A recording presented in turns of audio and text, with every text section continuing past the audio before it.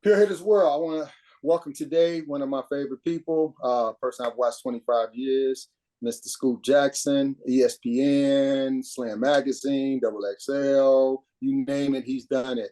Now I think his current position is sports columnist for his hometown paper, the Chicago Sun-Times. Man just does it all. He's a great ambassador for not only Black people but for any young person or startup business. I've seen him help so many businesses get going. So let's welcome him today, and let's get his view and opinion on my brand, Pure Hitters. I appreciate sharing some time with you. I think the important thing is one, taking that first step in getting the business out there, getting the brand out there. I think that's the first step, but also the second step. And you and I have had this conversation. Early Black-owned startups when it comes to brands and what we want to do, especially when the brands particularly revolve around product. We have to decide what we want our brands to be and what we want to represent. Do you want your brand to be about money? Do you want, the brand to make money? Do you want the brand to serve a greater purpose? Do you want the brand to stand for something? Do you want the brand to represent a certain space? Do you want the brand to fill a void? Those decisions have to be made, and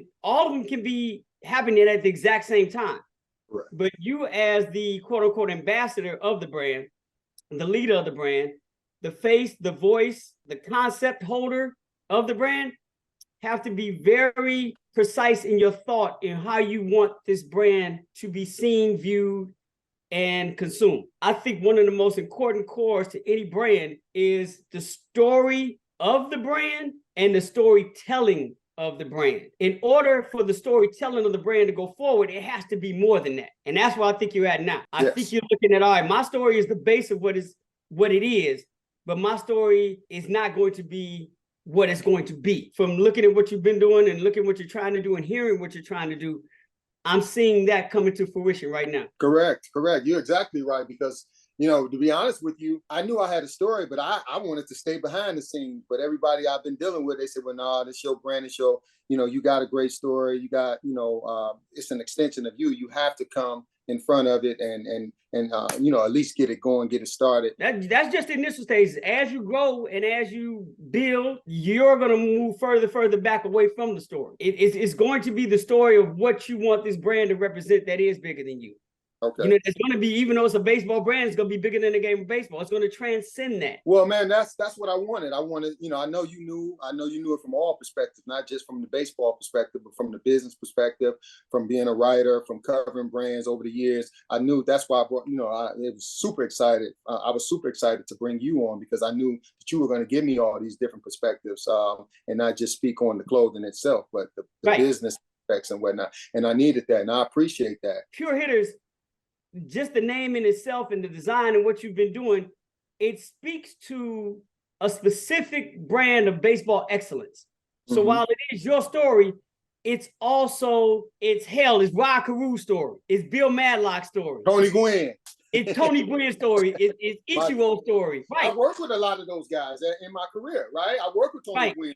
I had some special instruction with Ted Williams when I was in Boston for 3 days. That was a blessing. Right? Jim Wright, Steve Braun, Willie Upshaw, all these guys taught me to use the total field, right? So I've been here my whole life. It's almost like that Jordan logo. Like the Jordan logo, while it is him, it no longer means just Mike. It's a symbol of excellence now.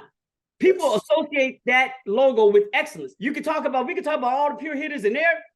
There are only about a handful in the history of the game that are true hitters, and they're artists. They're artists in what they do. Yes. But as you get older, as the brand gets older and grows, it's going to be about so much more than just those specific pure hitters. It's going to transcend to mean a symbol, another form of a symbol of excellence. But listen, man, to end this, I just want to say once again, man, I've been watching you for 25 years, and everything that you do has like what you said, it's detailed, it's for the cultures, but it's for everybody. Of course, it's for our culture, but it's for everybody. When I read your articles or when I see you on TV or whatever, it's always deep, right? I always can think deep about it, right? It's a meaning, it's a message behind everything that you do.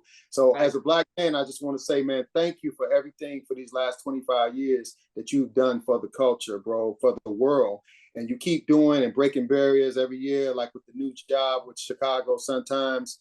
I know that you're proud of that. That's your hometown, right? I'm so happy for you with that. But Thank you, man. I'm proud of you as a Black man. I salute you.